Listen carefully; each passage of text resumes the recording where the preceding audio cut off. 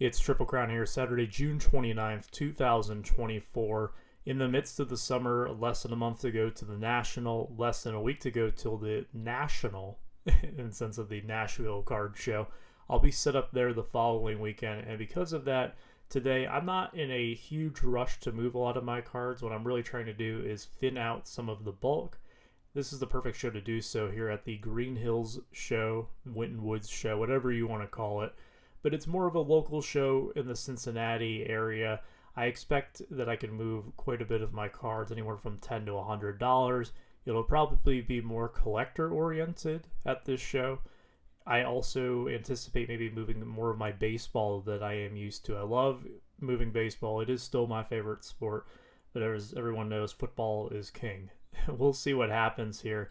It turns out to be a pretty crazy day, including making a sale that I was not really expecting to make, but it happens when you least expect it, right? With that said, I'll let the video speak for itself. Let's get right into it. Can I grab a few things out of here? Yeah, for sure, go for it. That's something we've had in the 60s. Yeah. And actually, the thing was, hopefully you find enough to fill up your box. they were like best. I hope. Yeah, they was really, we like him better, and we like him better. Well, then here's what happened. Cackage, after about 2 months. All right. Let me see if you have a little bit of room here, or you. Yeah, what are you thinking? Did you see the center? Yeah, I can look over there too. Well, Looked like that was more like PC I type stuff. really don't, but Maybe I'll make it work. You never know. expensive Burrow stuff. Yeah, I will. Yeah, it's still something. Just open it up and there should be. This is a challenge that's going to be a little bit more unique to this summer for me, where I'm not going to have as much showcase space as I need for all of the cards. Keep in mind, with all of Justin's and all of my cards, normally we have about 7 to 8 showcases between the two of us when we're set up at a show. I am trying to operate here with only 4 at this show. I had 5 last weekend, but only enough space for 4 today. Next weekend in Nashville, I only have half a table, meaning I'm going to have to work with only 2 showcases. Gives me a few options. I can try to cram as much as I possibly can and start stacking some things into those few showcases, or I can select what I'm going to put out, hold back some things, and fill in the holes as they may appear throughout the show. For me, I like to do the latter option. That is because I don't want people to walk by something that they may otherwise be interested in because they can't discern it from just a quick glance at the case. If a card is more than halfway covered up, chances are people are not going to have enough time to allow it to catch their attention spans. Might mean missing out on a sale. It might mean missing out on something that I could add to a stack of cards that are already being bundled. Unless someone is explicitly asking for something, it just leads to a lot of possibilities that I may not be able to make sales that I normally would. I think it's better to kind of replenish the showcases throughout the show. This way too, if people are doing multiple laps around the show, which I know that I like to do, they might see new things being put out, and if they know new cards are getting put out constantly, it may be more of an incentive to come back and look at things that they initially pass on but still have some interest in. Making that second lap around to give them a little bit more incentive to do so. Therefore, I was very selective in what I put out today. I kind of tried to choose the cards that I think were most likely to sell at this show and hold back the other ones for when I needed to refill the cases if I felt the need to do so. Sorry, just trying to make good decisions. Not with my heart. Didn't get to 17 and 2. Couldn't do that, sorry. And last sales on the other one, 2-2. Right on the dot. All right, let's see what you think here, I guess. 2,000 or 2K. I would be at $425 for all those.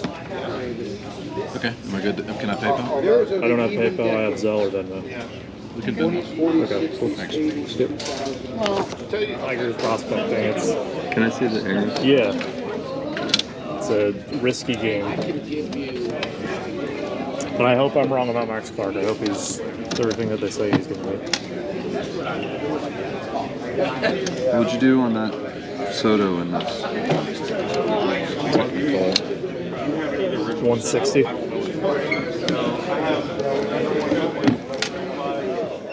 as I was hoping for, and I guess somewhat expecting, my baseball was actually pretty popular. A lot of the people who stopped by early on were pulling things out of this case on the far left. Definitely a change of pace, because it feels like for the last year or so it has been so football dominant that my baseball case has been neglected, which is a shame because some of my favorite cards I've had over the past year resided in this case right here. I'd be more like 140, man, if you can do that. You want to split it at 150?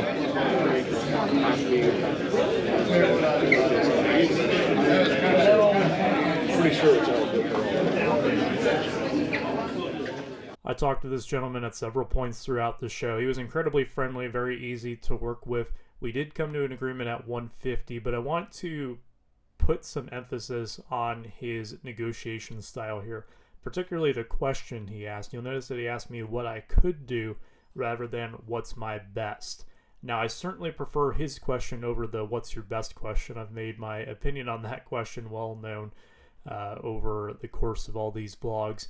But what that does is it opens the door for some more negotiations. When you say, oh, my absolute bottom, or oh, this is my best on something, those kind of ultimatums are usually what is going to shut down a negotiation. I feel like 9 times out of 10 when I actually give my best price, or when someone asks, they're going to counter with an offer even lower, which, no, my best price is my best price. I'm not holding anything back.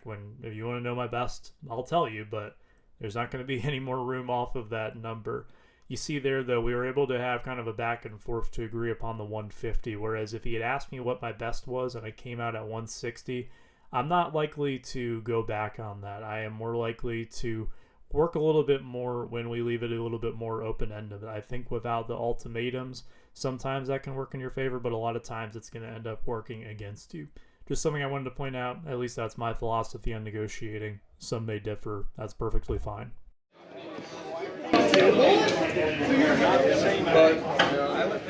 Time to do a little bit of buying. This was a gentleman who reached out to me over on Instagram late in the week. I told him that I was going to be at this show. He made the trek up here, stopped by my table, and now I can look at the cards in person, try to work something out. It's mostly baseball here. I am looking at a lot of his star autos, Hall of Fame autos. He's got a lot of really nice stuff. A lot of Bowman in there, which I don't mess with as much. I referred him to a friend of mine who's set up on the other side of this show who does a lot of the stuff with the Bowman. That's something that I will try to do, is that some of the dealers who I interact with a lot, if someone has something that I don't necessarily want, but I know one of my good friends or someone who I know really well might want it, I will refer them over to them. That kind of helps out some of my dealer friends. Helps out the buyer as well, because they know exactly where to go to move the cards that they brought with them. Streamlines the whole process. But as for me, I'm looking at this Bo Jackson autograph, Yordan Alvarez first Bowman auto. He's got a Harper auto. There's a Trout auto over there. There's a few things as well that I may add into my stack if for some reason we are off on some numbers, but those are going to be my main priorities. I want to walk away with at least 3 of the 4, ideally all 4 of these, but let's see how we can do it.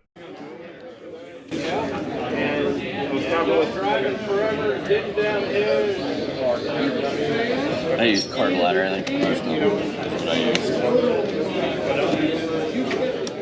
I do have a video coming out later this week talking about selling at the National. There will be some tips in there, as well as something that I expect to see a lot of at this year's big show in Cleveland. But one of the tips that I will most certainly mention is what this gentleman did here. He wrote down all of the recent sales on his cards and kind of assigned a value to them. I'm still going to look them up on my own accord, but this will definitely help a lot of dealers if you are trying to sell to them. Give them a general idea of where you are at with them. It also shows you've done your homework, you know what your cards go for, and you're going to be receptive to offers. It will also mean to me that you have looked at what they've sold for recently, because sometimes people will bring things up and they'll be a little sticker shocked when I show them some of the recent sales, and then they're not as willing to sell at those prices. So doing your homework ahead of time, definitely a smart move if you're looking to come into a show to sell as someone just walking around. I'm surprised that Willie Mays is. I would be at 6 for this stack. 6 for that stack. And I'm not a probably big pass on those. as a human being, but I still think he's a groove. $4.50 for that. I'm going to keep that one. That's one I really like. I know, but that's the one I'm like. Let me see what else. If we're taking that out, maybe I can add something. The card we were referring to there is a 2018 5-star auto of Bryce Harper. That is a card that I kind of call in my head a pivot card in a deal. If I'm building a stack of cards, sometimes I will throw in a couple of things, or in most cases at least just one card, where I feel that there is a lot of ambiguity with the price. Harper is having an amazing season. He is right there at the top of the MVP conversation in the National League. That's a really popular set. It's a low-numbered on-card autograph. It might mean that in the current marketplace, it might be able to fetch more of a premium than some of the more recent sales on it.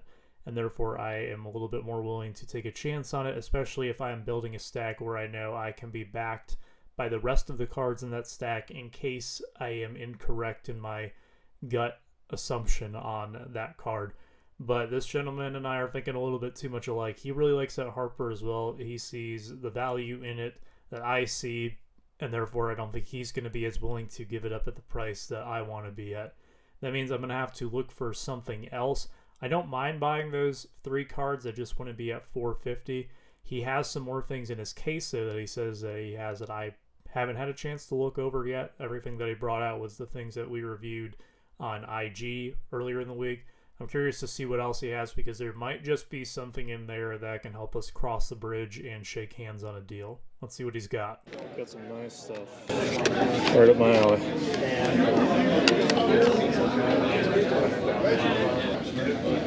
You know what you have on this one? I haven't Take a look. for a while. You ready? Care if I look at both your grippies? Yeah. Go ahead and grab them out. Actually, I realized it was the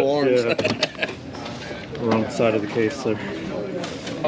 Especially doing both those. I can't find nothing on that one. That's busy. I'm organizing all my things. Like 240. Little multitasking here once again. I've got this gentleman interested in a few of my Griffey slabs, and then I have someone else looking at some stuff in the football case, and then off to my right, the purchase that I'm still trying to make.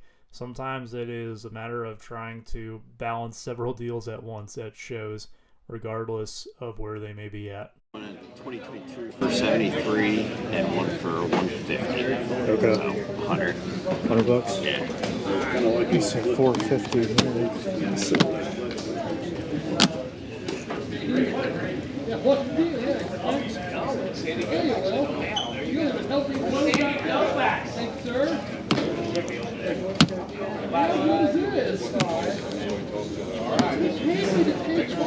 I do 480 on all these. 694 is what. 600. Not 100 is what that is. So that'd be like 550. 555 is what that comes to. At 80%. I do like 520. 525. Yeah, that's fine. Thank you. Yep.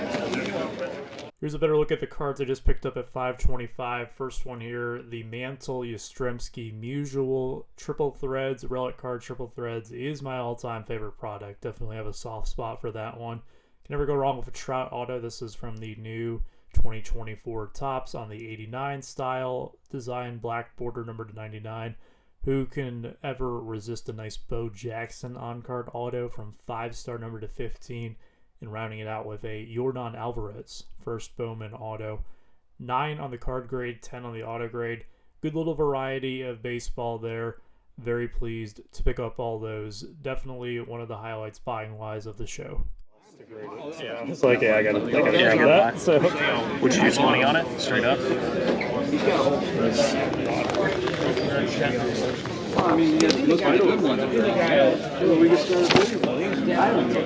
Soto 101. I don't want to say that. Really, I do 25 I on mean, it. I'm one of the honest ones. And That's fine, I'll do that. I can All right. have a, I was, And that was the Cunha number to 299. yeah. if you, I personally don't feel like I don't want to step on it. I'm gonna circle around. I might come back. Yeah. Okay. Thank you, man. Like I said, I'll entertain a trade too if that helps get you home on it. Keep that clip in mind a little bit later on in the video.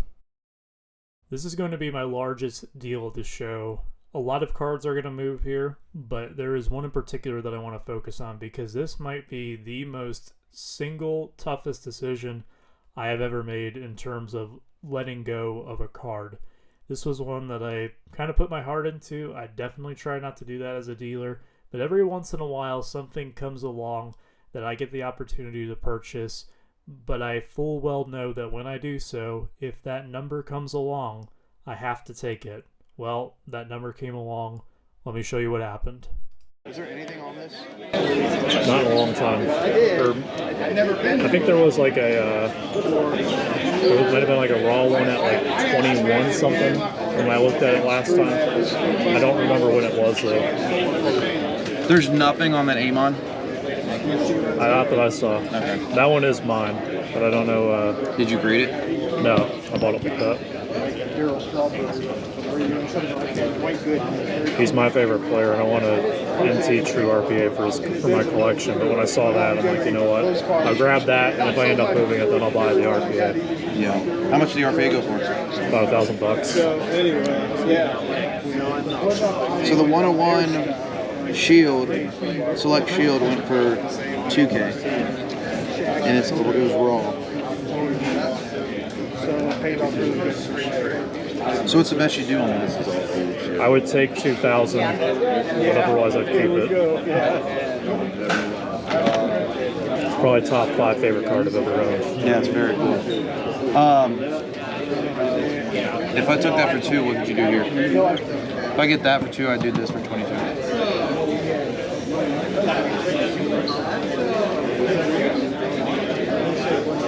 Dude, 23.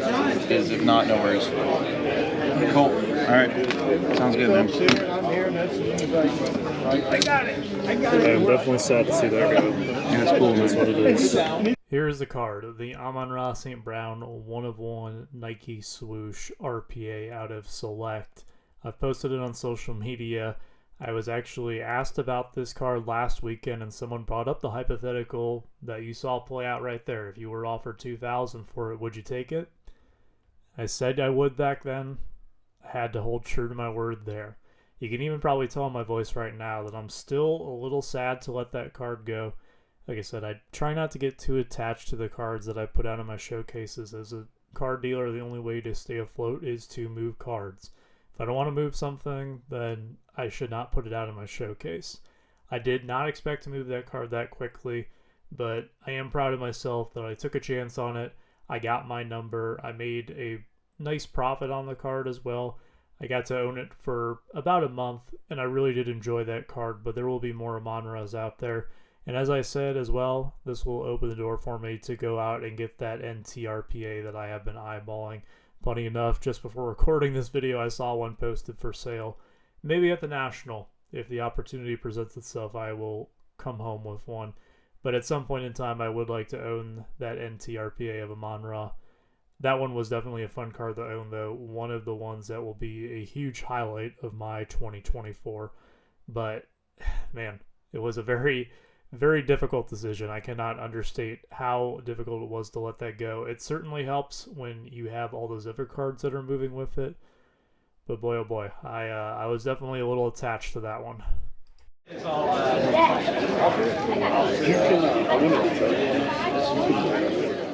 Last clip for this video, we're back on the purple Acuna. This guy wants to trade with me. I am certainly receptive to that. I'm certainly low on football after the big bulk deal that I just made.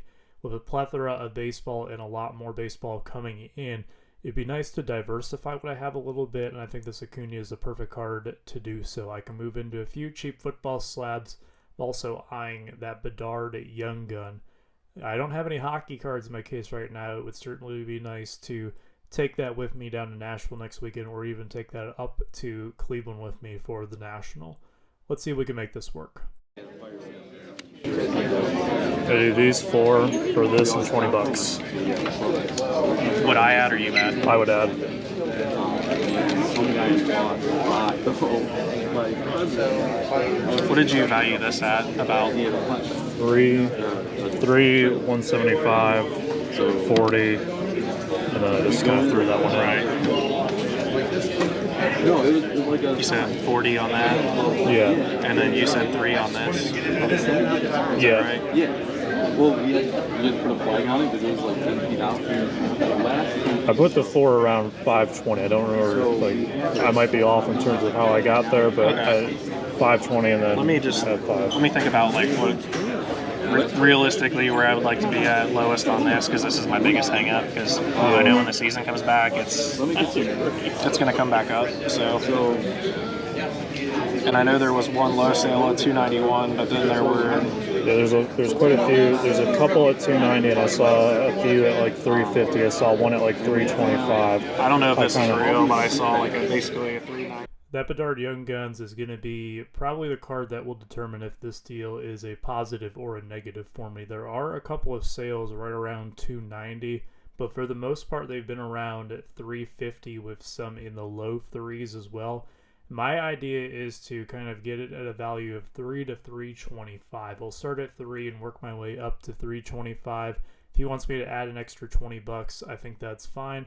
That'll put me right in the middle, and then I can kind of hope that the more recent sales will move back towards 350, which, spoiler alert, they did. There were like 3 right at 350 immediately after this show. And hopefully they stay up there. If there's more and more of these that come back from PSA, that might pose a problem with there being too much supply on the market, and it lowers the value. But as of right now, I'm going to bank on it holding closer to that 350 number rather than dipping into the high 2s. I value that at 325. There's some under, but there's also quite a few under too. And then I know Burrow at 40 pretty easy.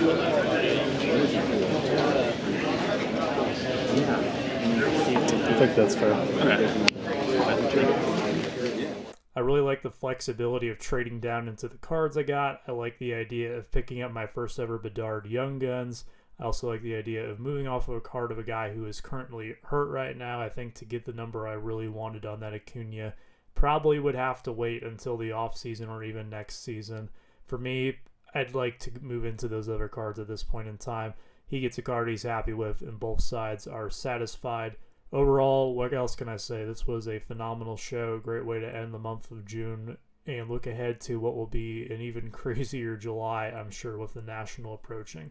I'll see you later in the week. Take care, stay safe, and